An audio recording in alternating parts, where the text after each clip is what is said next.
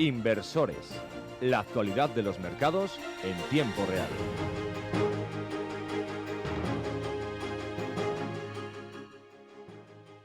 Saludos cordiales, bienvenidos a Inversores, su programa de información financiera semanal. Comenzamos, como es habitual, con algunos de los datos macroeconómicos de esta última semana para destacarles que la producción industrial en España se ha desplomado un 4%, que el IPC en China ha caído un 0,8% y preocupa la posible deflación en esta economía, en este país.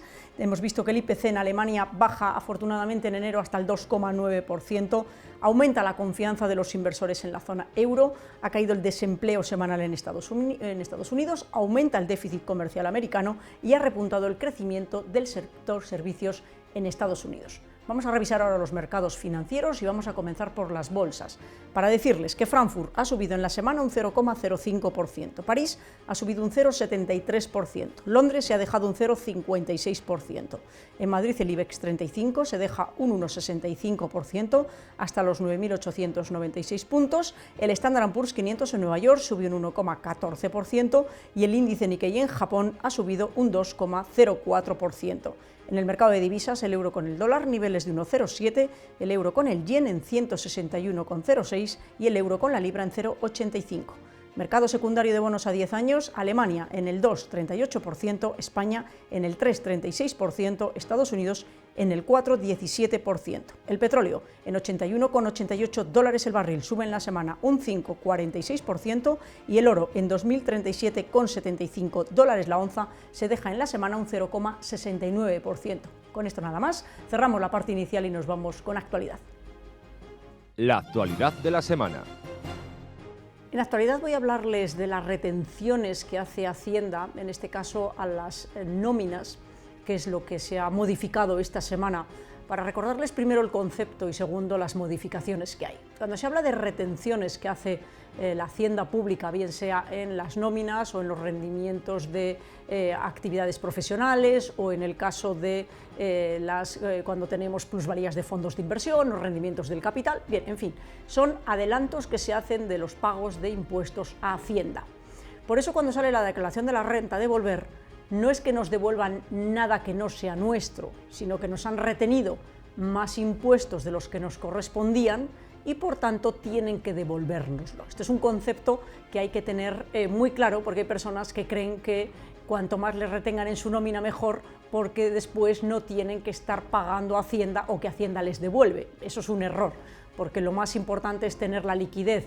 De hecho, lo justo sería que no nos retuvieran nada, por absolutamente nada, en ningún momento del año, y cuando llegase la declaración de la renta de junio, ahí pagásemos lo que nos correspondiese. Pero como el Estado necesita el dinero por adelantado, por eso nos lo van reteniendo mes a mes, prácticamente año y medio antes de que se haga la declaración de la renta. Lo que han hecho esta semana es, dado que se ha subido el salario mínimo interprofesional, ahora hasta las personas que reciban que reciban una retribución por su trabajo de 15.876 euros, hasta ahí o por debajo de ahí, su retención en la nómina va a ser cero, porque no tienen obligación de hacer la declaración de la renta y porque el salario mínimo se ha subido hasta ahí. Va a haber más, porque los de 16.000 posiblemente también, es decir, hasta casi entre 22 y 35.000 euros también, es decir, por debajo de 15.800 no van a tener retención, y entre 15.000 y 35.000, para que lo entendamos, la retención va a ser inferior.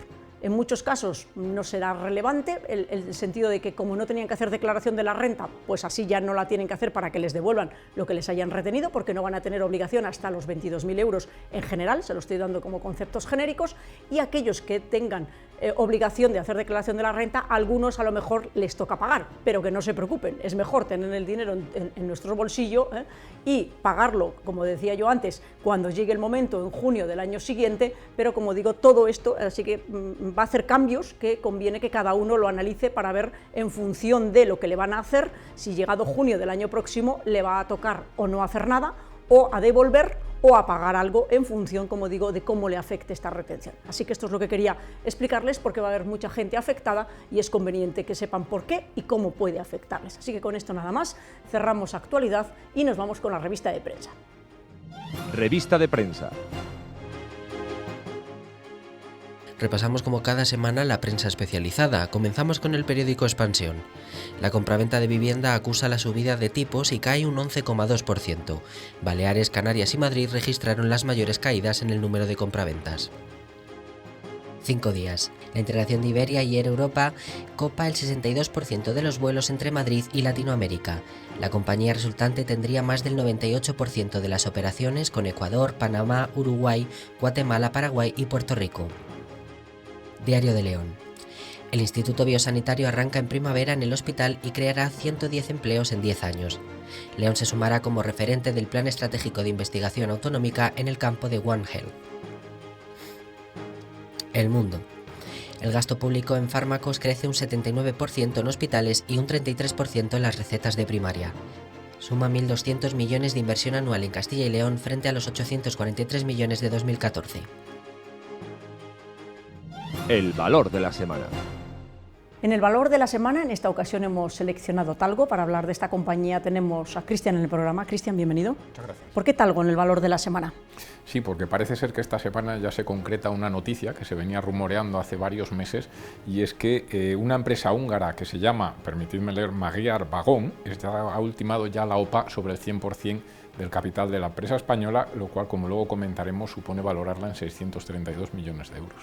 Explícanos mejor quién es Magyar Vagón. Pues es una empresa húngara, como decíamos, una corporación que es totalmente desconocida en España, actúa a través de un grupo que se llama DJJ y lo que hace pues es lo mismo que Talgo, es decir, fabricar y mantener los vagones, los trenes, ¿no? Pero con una base tecnológica bastante inferior a lo que hace la empresa española.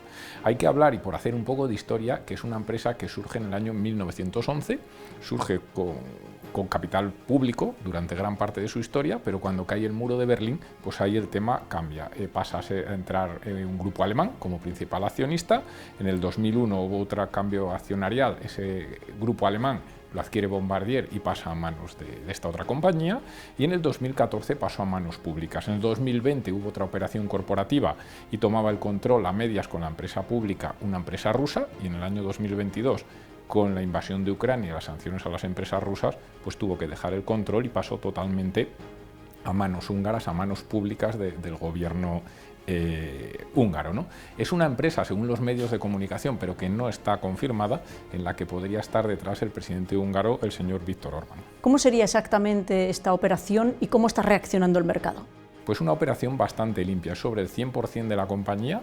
Es una operación que valora las acciones a 5 euros por acción, lo que supone valorarla, como decíamos, en 630 millones de euros el total de la compañía.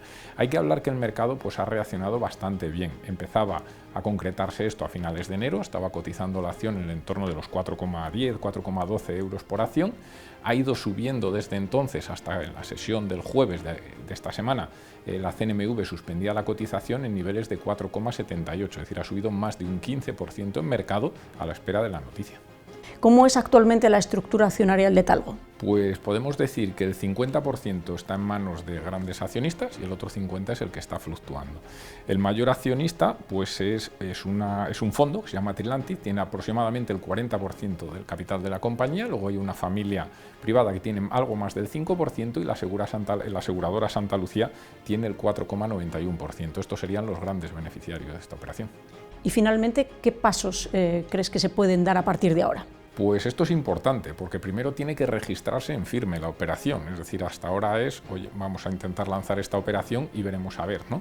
Es decir, pero es una empresa que podría considerarse estratégica. Es decir, ¿por qué? Pues porque su principal cliente, por no decir el único cliente hasta ahora, es Renfe, a la que le vende los trenes y le mantiene los trenes, con lo cual podría estar debajo del famoso escudo antiopas del gobierno que se planteó en el año 2020, se modificó en el año 2023, y esto haría que necesitara aprobación del Consejo de Ministros español para que esto saliera adelante. Si eso se aprueba por parte del gobierno, pues la operación podría salir en los términos que comentábamos. Muy bien, Cristian, muchas gracias por tu aportación al programa. Vamos ya en la recta final con la agenda para la semana próxima. En la que destacamos el lunes IPC en India. El martes IPC en Estados Unidos, confianza inversora en Alemania. El miércoles IPC en Reino Unido, PIB en la zona euro. El jueves IPC en España, ventas minoristas en Estados Unidos y por último el viernes índice de precios de producción en Estados Unidos. Con esto no nos queda más que despedir el programa agradeciéndoles la atención que nos prestan y recordándoles que estaremos aquí puntuales a nuestra cita dentro de 7 días. Gracias por su atención y hasta entonces.